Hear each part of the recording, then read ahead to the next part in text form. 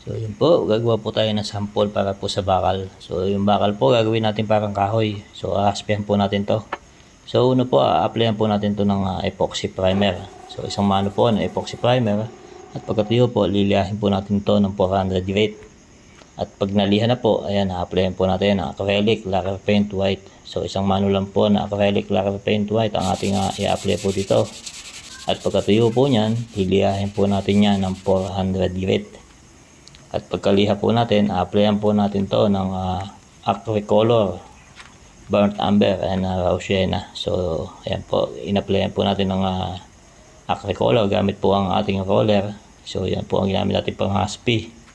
So pwede rin po ang oil tinting color para po gumawa po tayo ng husky.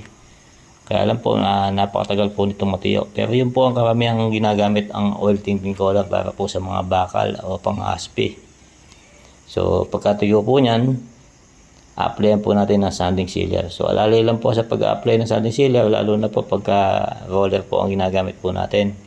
Huwag po natin hayaang mag-contact yung sariwang sanding sealer na naka-apply sa ating bakal sa ating roller. So masisira po yun. Kailangan po tiyo-tiyo na po bago natin patungan yung ating ginawang husky.